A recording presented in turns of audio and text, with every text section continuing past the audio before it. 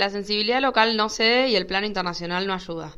El clima global poco promete con el desplome de la mayoría de los activos y las novedades respecto a la propagación del coronavirus tampoco ayudan a reducir los temores de los inversores.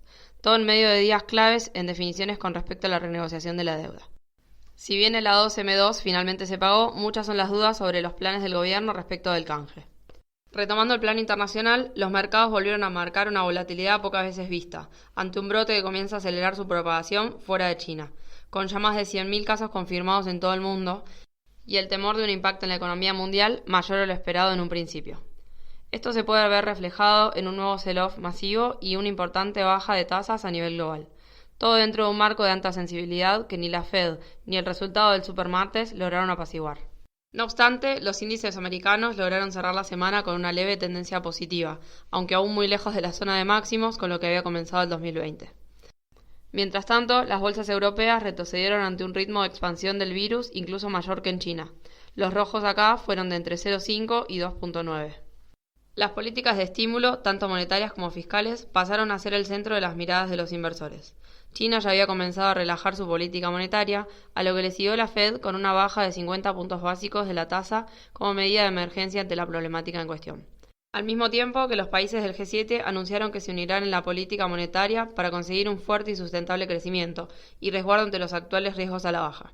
Cabe destacar que la decisión del ente que lidera Powell colocó al índice de referencia norteamericano en 1,25, volviendo a niveles de noviembre de 2017, tratándose del primer recorte de emergencia desde la crisis financiera de 2008.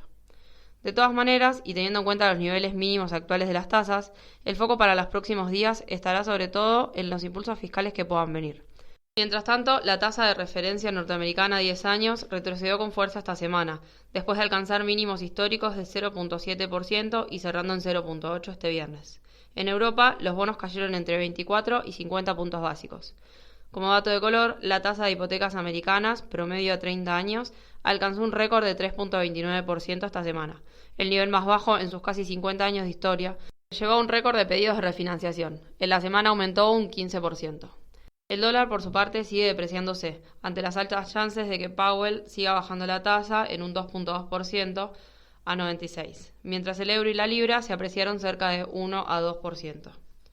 En cuanto a lo económico, la lectura de los datos del mes, y en particular de la industria manufacturera, evidenció el impacto del virus en la actividad de las principales economías. Las medidas drásticas de contención, como las cuarentenas estrictas y los controles gubernamentales para reducir la propagación de la enfermedad, afectaron directamente en el rendimiento de las compañías chinas y llevaron a una importante desaceleración en la industria del gigante asiático, lo que al mismo tiempo y lógicamente no deja de deteriorar las perspectivas de crecimiento para el resto del mundo. En números, el índice PMI del sector manufacturero reflejó una caída de más de 10 puntos a 40,3 puntos del mes pasado, el nivel más bajo desde que comenzó a elaborarse la encuesta en 2004, e incluso menor al 45,7 esperado por el mercado. De esta manera, se alejó con fuerza de los 51,1 puntos de enero, situándose además por debajo de la marca de 50 puntos que separa el crecimiento de la contracción.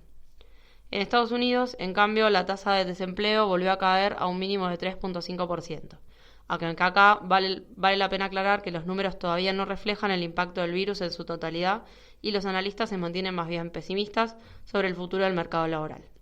Por otro lado, las medidas de contención a nivel mundial afectaron sin dudas el panorama futuro de la demanda petrolera, lo que se evidenció en una importante baja de 7,1% en la cotización del crudo hacia los $41,5 por barril. Si bien la OPEP buscaba recortar la producción en 1,5 millones de barriles por día, la resistencia de Rusia le dio un duro revés al precio del WTI. Hasta ahora, desde Moscú se resisten a comprometerse con reducciones drásticas. Ahora bien, el clima global complica sin dudas el escenario local, cuyos precios se movieron más en función del humor del mercado que de anuncios o medidas oficiales con respecto a la oferta de reestructuración final, que no hubo. Recordemos que según el calendario oficial, esta debería estar lista la semana próxima. Hasta tanto no se aclara el panorama en este sentido, el foco de muy corto plazo estuvo y seguirá estando en la capacidad del gobierno para financiarse en moneda local de cara a los próximos vencimientos. Esta semana, específicamente, la expectativa se mantuvo sobre el resultado de la última colocación del gobierno en un nuevo intento por normalizar la curva de pesos, y en el cual, como dato positivo, consiguió una aceptación del canje cercana al 65%. En medio de ruedas intensas, el mercado fue ponderando la probabilidad de un reperfilamiento del lado CM2, que vencía este viernes y que finalmente se pagó. Clave para no seguir complicando el escenario en medio de todo el proceso de renegociación de la deuda en dólares. Mientras tanto, los bonos en pesos cerraron la semana con mayoría de subas entre un 5 y un 10%. Al mismo tiempo, se siguió de cerca las conversaciones que mantuvo el gobierno con el FMI y a grandes grupos de inversores con vistas a la oferta final que no debería tardar en llegar, o al menos así lo dicta la agenda oficial. En este marco, y ante la falta de noticias concretas sobre las negociaciones, el riesgo país escaló a los 2.414 puntos, rozando los niveles máximos recientes. La curva soberana en dólares, por su parte, reflejó importantes caídas de entre el 2 y 5%. La tendencia se da con paridades promedio cercanas al 43% y dentro del rango de 42 y 44% que venimos viendo en las últimas ruedas.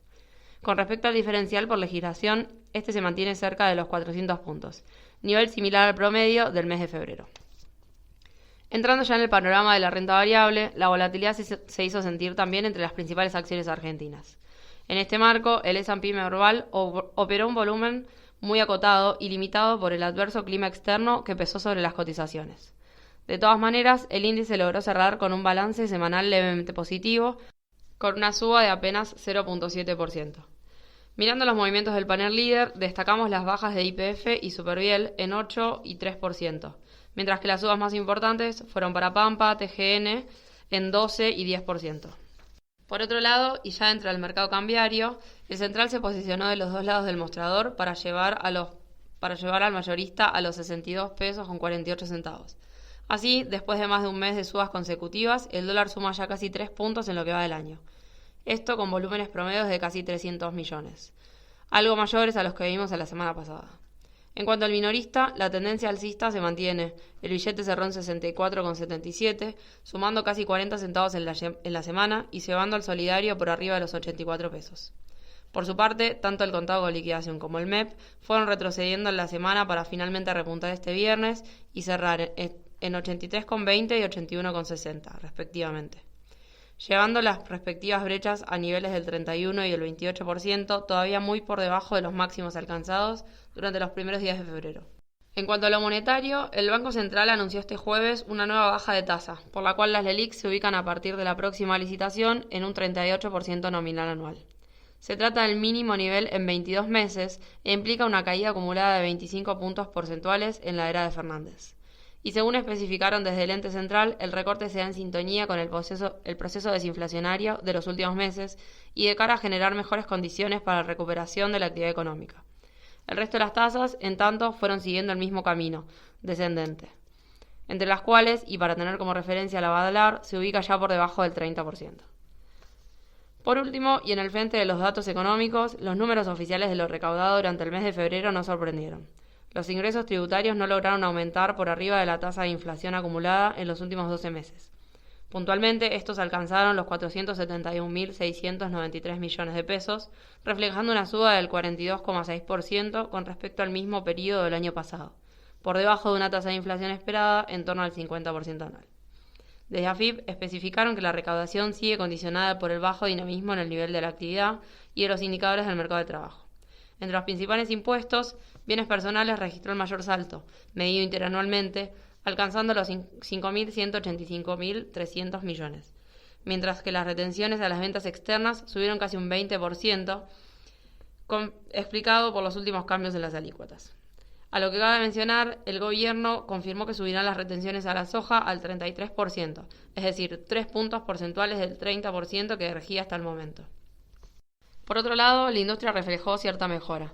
En particular, y si bien cayó 0.1% en enero, la medición desestacionalizada con el mes anterior muestra una suba del 1.5%, empujada por un avance en la industria de alimentos, bebidas y refinación de combustibles.